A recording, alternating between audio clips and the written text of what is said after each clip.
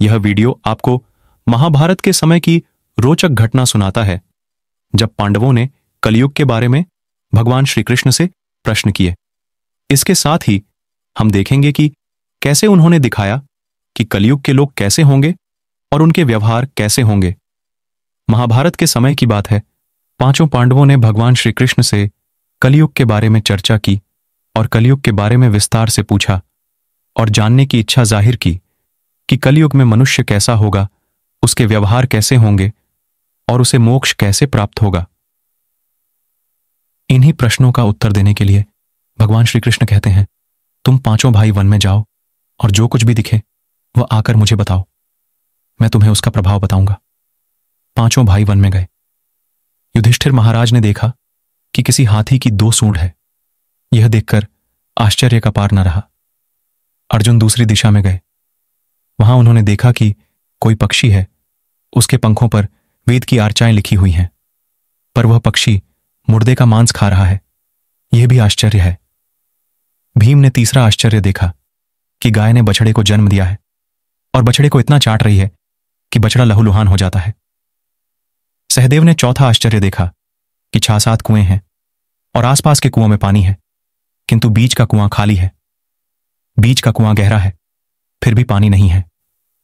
पांचवें भाई नकुल ने भी एक अद्भुत आश्चर्य देखा कि एक पहाड़ के ऊपर से एक बड़ी शिला लुढ़कती लुढ़कती आती और कितने ही वृक्षों से टकराई, पर उन वृक्षों के तने उसे रोक न सके। कितनी ही अन्य शिलाओं के साथ टकराई पर वह रुक न सकी। अंत में एक अत्यंत छोटे पौधे का स्पर्श होते ही वह स्थिर हो गई। पांचों भाइयों के आश्चर्यों का कोई पार नहीं।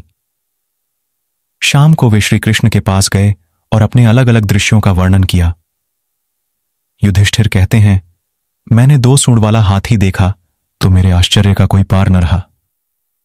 तब श्री कृष्ण कहते हैं, कलयुग में ऐसे लोगों का राज्य होगा जो दोनों ओर से शोषण करेंगे, बोलेंगे कुछ और करेंगे कुछ।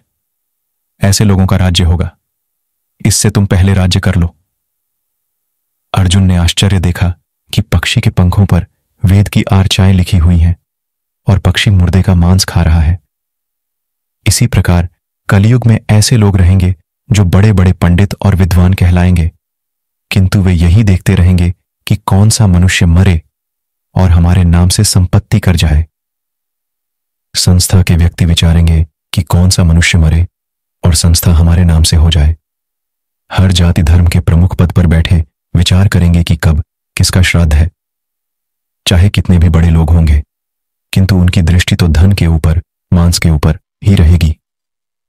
ऐसे लोगों की बहुतायत होगी जो परधन को हरने और छीनने को आतुर होंगे, और कोई कोई विरला ही संत पुरुष होगा।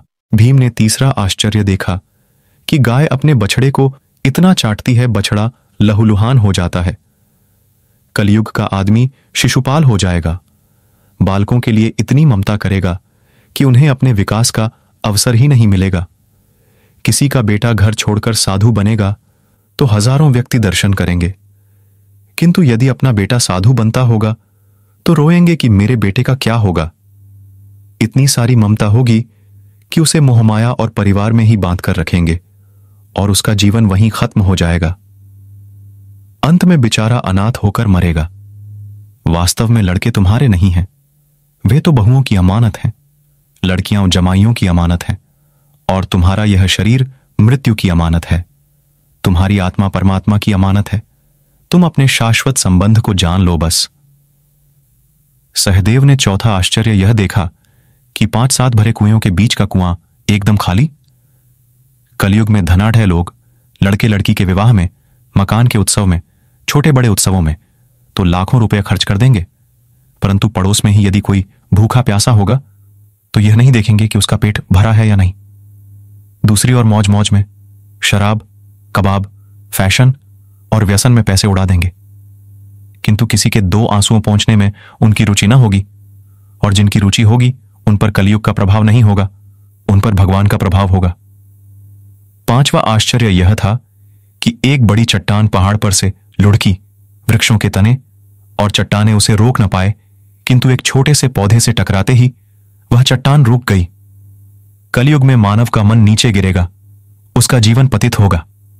यह पतित जीवन धन की शिलाओं से नहीं रुकेगा, न ही सत्ता के वृक्षों से रुकेगा, किंतु हरिनाम के एक छोटे से पौधे से, हरि कीर्तन के एक छोटे से पौधे से मनुष्य जीवन का पतन होना रुक जाएगा। यदि आपको हमारी यह वीडियो पसंद आई हो तो कृपया इसे लाइक करें, शेयर करें और हमारे चैनल को सब्सक्राइब करें। आप हमारे साथ जुड़े रहें ताकि आप हमारी आने वाली सभी वीडियोस का आनंद ले सकें। धन्यवाद।